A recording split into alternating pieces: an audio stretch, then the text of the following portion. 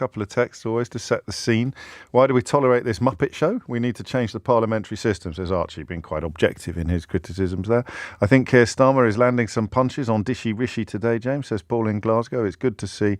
And a couple of you picking up on this, actually. Interesting to see the faces of the front bench, the government front bench, totally glum. And another texter saying that Penny Mordaunt actually looks embarrassed. Ben Kentish is here. He's very thin-skinned, Rishi Sunak, isn't he? I hadn't really clocked that until relatively recently. He gets rattled fairly easily, James, and it does affect his performance. I think he loses that composure. He starts almost sort of lashing out, might be a bit strong, but he starts sort of trying to turn the guns in the way that he did with PMQs and Tom Watson and Shami Chakrabarti, in a way that it slightly detracts, I think, from what he's trying to do. Prime ministers at PMQs always sound best when they don't lose their cool, they keep composed, they look prime ministerial, they make the others look like they're playing party politics and so on. And it was difficult for Rishi. It was always going to be difficult for Rishi Sunak today. Keir Starmer you got it dead right, we should acknowledge, didn't you? You said they would manage to knit together the economy and the honours system. Why are you bothering with all this and caught up with all this? So straight on the back foot, really, and a good call from you. Well, he did. It straight away. He went in. Why, when people are struggling with their mortgages and the cost of living, why is the Tory party spending so much time arguing over who gets a peerage? He did then, to be fair, James, he did then go into a bit more detail when it comes to the peerages than I thought he might do, asking why Rishi Sunak had signed off this. Why didn't he block it, he said, given that people on that list were those that were partying in Downing Street the day before Prince Philip's funeral. Why didn't he block it, given some of those on the list had, as he put it, covered up COVID law breaking? It's all back to this plan that Labour have got to try to depict Rishi Sunak at every opportunity as weak. If he's so tough, why didn't he block it, was the question from Keir Starmer. Rishi Sunak pointing out with some legitimacy that actually the convention is that prime ministers don't block the honours lists of their predecessors. He pointed out that there are people like Tom Watson, Shami Chakrabarti that some Tory prime ministers might have had doubts about or questions about,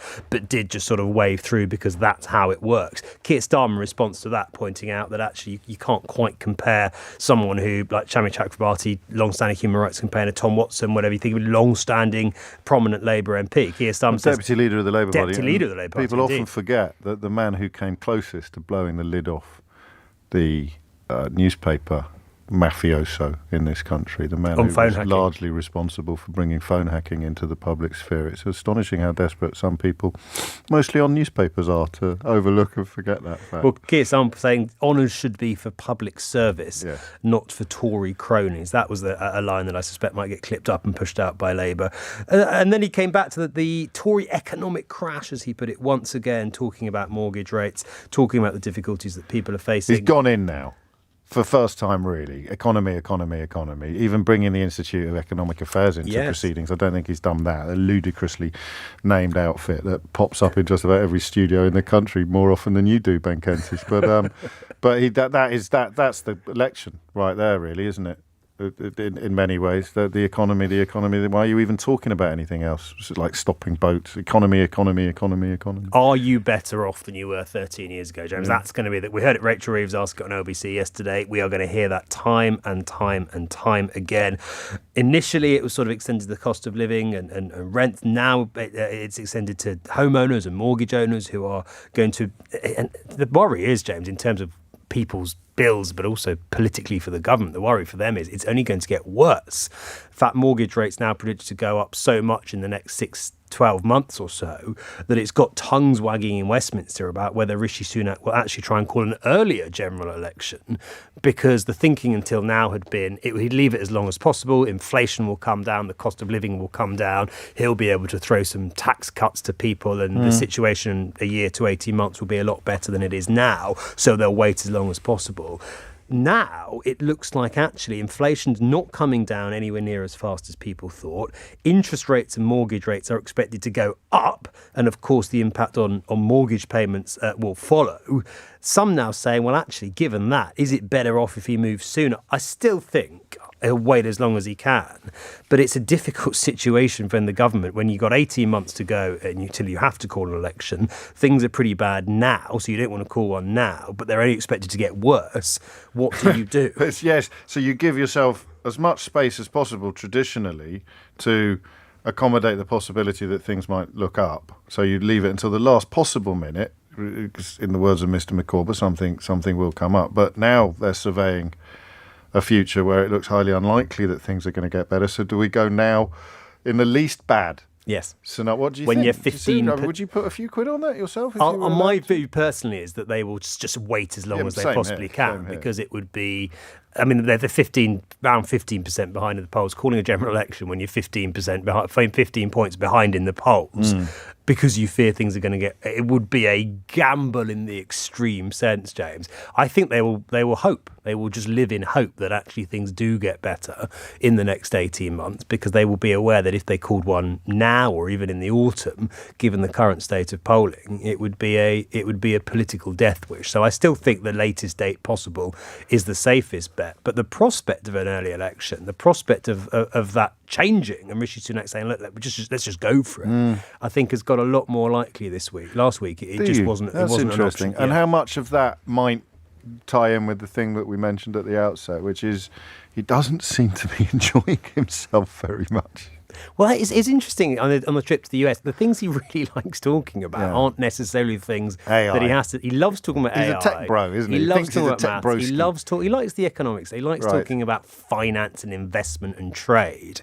I don't think he gets the same thrill out of talking about the economy or NHS waiting lists, which is a problem. Or even the you got calls. or, I'm sure you're taking them as well from people whose mortgages have gone up by from £900 a month to £1,800 a month, and it doesn't seem to touch the sides of his concern, regardless of whether his personal wealth plays a part in his ability to empathise or understand. He doesn't find it interesting. Well, I think there's a big question now in this is not just it's not just a household budget crisis. It's not just an economic crisis. This mortgage issue, and it's vast, James, is becoming a huge political crisis in the same way as the energy bill rise was. Now, what the government did then, of course, appreciating that no government can survive people's energy bills doubling or trebling in the space of a few months, was bring in, of course, the energy price guarantee that did reduce people's bills significantly. Are they going to try to do something? Are they going to have to try to do something similar, perhaps not as extensively, but something to help people with their mortgages? Now, it would be a huge intervention in the market. The government paying people's mortgages for them would be incredibly controversial in some quarters, not least of all with the Institute for Economic Affairs, for example, and indeed many of the Tory right-wing MPs. But if mortgage rates go to 6%, if interest rates go to 6%, if millions of people are struggling to pay their mortgages and are at risk of default, pressure on the government, not just economically, but politically too, to do something, and what that looks like very much unclear, but to do something to help with mortgages could become very, very loud indeed. The only thing that saves them, as I've tried to explain and failed on several occasions, is the fact that the energy bills arrive, they all come through all our letterboxes at exactly the same time. Whereas with mortgages, as we discover every time we do it, or we remind ourselves every time we do it on the radio, it's a very staggered cohort depending on when your mortgage comes to an end. So if it was happening like an energy bill happens, they'd already be in absolute emergency scenarios, and they would probably be windfall taxes. What would you do? I mean, a form of who knows? But you cannot have thousands of people having their homes repossessed. Exactly. While claiming economic competence. Stephen Flynn, always good value. A bit light on Labour this week. He didn't. I mean, any mention of Brexit is bad for both sides in the House of Commons at the moment, which is odd. It's bad for the Tories and bad for Labour. The politics of Keir Starmer's calculations remain pretty easy to understand, and possibly for people like me somewhat harder to sympathise with. But he's again getting under Rishi Sunak's skin a bit, despite the SNP's current travail. Well, certainly major travails for his party, as Rishi Sunak, of course, didn't hesitate to point out. But quite a cunning question from Stephen Flynn. Going back to last summer, God, how long ago does that seem now, James? Last summer's Tory leadership contest between Rishi Sunak and Liz Truss, in which Rishi Sunak... Only last summer? Yeah. Good God, it feels like less than a year. This time last year, Boris Johnson was Prime Minister. Yeah.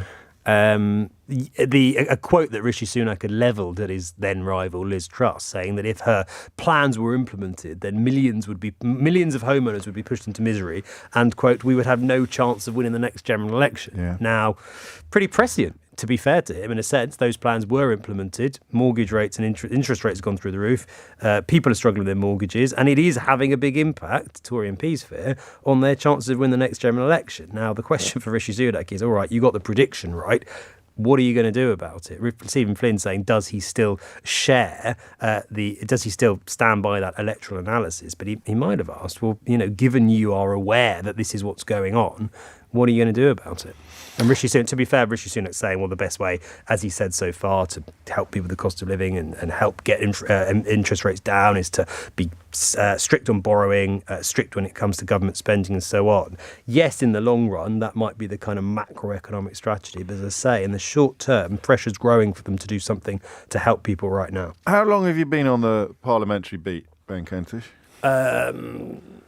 6, 7 years. So presumably you have broken bread on many occasions with Charlotte Owens.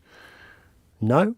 What? But No. she's been put in the House of Never Lords met her. for being such a sharp political Funny operator. enough, James, I've never met her. Well, I'm hearing that from an awful lot of people who I consider to be fairly well immersed in matters political. Tortoise looking today on what on earth this former aide to Boris Johnson has done to merit becoming the youngest life peer in history. Is that a story worth keeping an eye on, or do you think I think it is, because there's certainly a lot of question. It certainly surprised a lot of people, put it that way. There is a series of aides and advisors that are long-standing Boris Johnson loyalists, very, very close to the Prime Minister, who are quite well known, who, I might have bumped into at various events in Westminster. She's, I've got to say, not one of them, not particularly well known, not someone that if you asked people to name top 5 Boris Johnson closest advisors, you would necessarily leap to. So questions about that, of course the questions about the qualifications that both her and another close advisor, both around 30 years in age, have when it comes to being given a lifelong place in our legislature. And again, James, this isn't party political,